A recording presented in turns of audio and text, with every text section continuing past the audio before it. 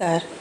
आज हम बात करते हैं द्रोणाचार्य जी के बारे में। भारद्वाज पुत्र द्रोणाचार्य जी, महान ऋषि भारद्वाज के पुत्र द्रोणाचार्य जी।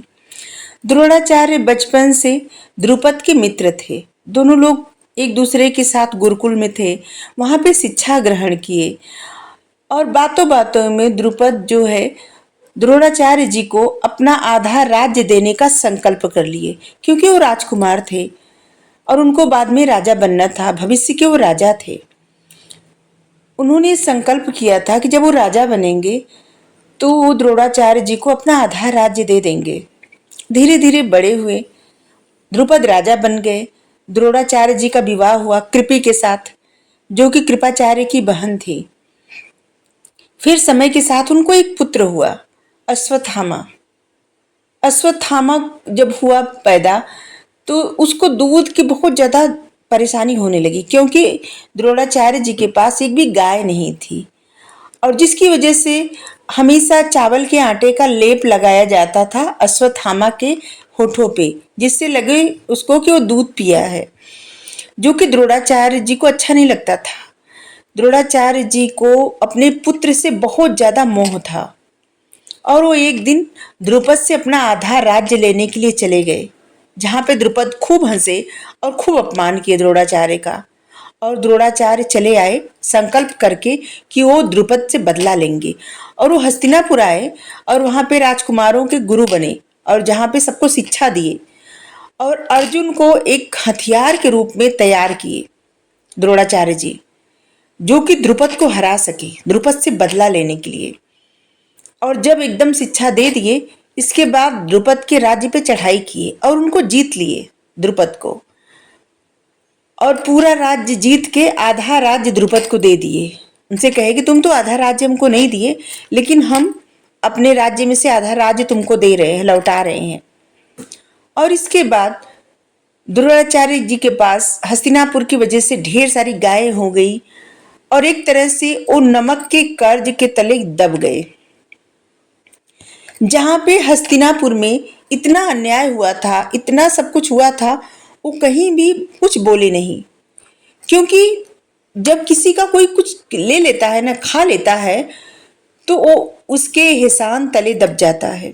और द्रोणाचार्य जी के पास भी यही हुआ, द्रोणाचार्य जी के साथ भी यही हुआ कि वो हस्तिनापुर के नमक के उस कर्ज के तले अपनी सत्य कहने की जो भी बातें, मतलब सत्य कहने की जो आदत थी या फिर जो उनका फर्ज था, वो सब फर्ज दब गया। क्योंकि ब्राह्मणों का फर्ज क्या रहता है?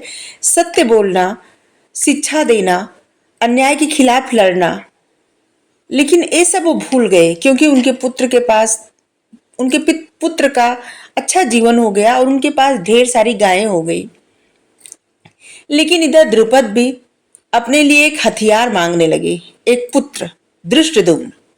और जहां पे उन्होंने यज्ञ किया और उस यज्ञ से द्रौपदी निकली पहले और इसके बाद धृष्टद्युम्न आए। पहले धृष्टद्युम्न आए, इसके बाद द्रौपदी आई, और दोनों लोग एक तरह से द्रोणाचार्य के मृत्यु का हथियार ही थे, क्योंकि द्रौपदी का विवाह किससे हुआ? अर्जुन से हुआ। और द्रुपद और धृष्टद्युम्न तो थे ही।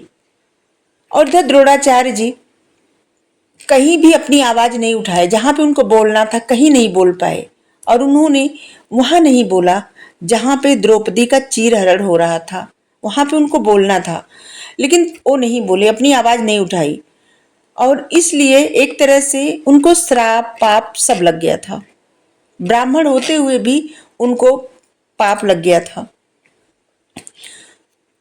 जब महाभारत का युद्ध हुआ और द्रोणाचार्य जी जब कौरव सेना के सेनापति बने, तो वहां पे सबसे पहले इंद्र आते हैं और उनको मनाते हैं कि आप ब्राह्मण हैं, शिक्षा देना आपका कर्म है, किसी को मारना आपका कर्म नहीं है, आप अपने कर्मों के विपरीत कुछ मत करिए। उन्होंने नहीं माने, उनको लगा कि वो अर्जुन की वजह से आए हैं, और वो कहे कि अगर मैं अर्जुन की तरफ से लड़ रहा होता तो आप कभी भी हमको मना नहीं करते। फिर ब्रह्मा जी आते हैं, उनको समझाते हैं, कहते हैं कि हे भारद्वाज पुत्र, तुम क्यों इन सब में फंसे हो? क्यों किसी को मारने पे तुले हो? अपने कर्म के विरुद्ध कोई काम मत करो।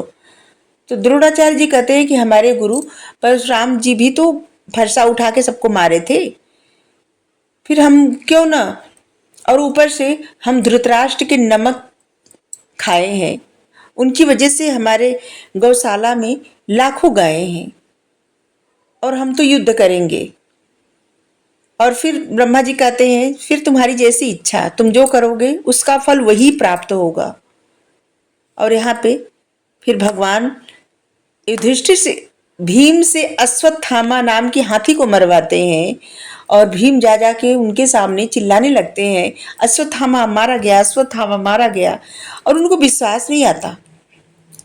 फिर द्रोणाचार्य जी जाते हैं विश्वास करने के लिए, युधिष्ठिर से पूछते हैं क्योंकि युधिष्ठिर जो है कभी भी असत्य नहीं बोलते, वो धर्मराज है, धर्मराज के पुत्र, धर्म के प्रतीक। युधिष्ठिर झूठ नहीं बोलते, इसलिए युधिष्ठिर की बातों पर उनको भरोसा था।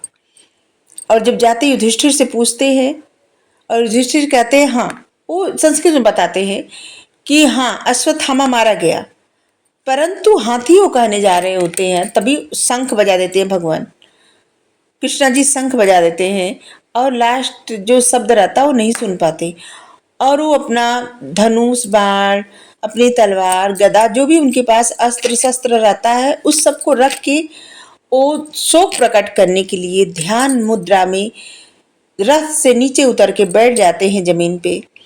और वहां पे जहाँ पे जैसे बैठे रहते हैं, और धृष्टद्युम्न जाके उनका गला काट देता है, क्योंकि उन्होंने अपने कर्म के विपरीत कार्य किया था।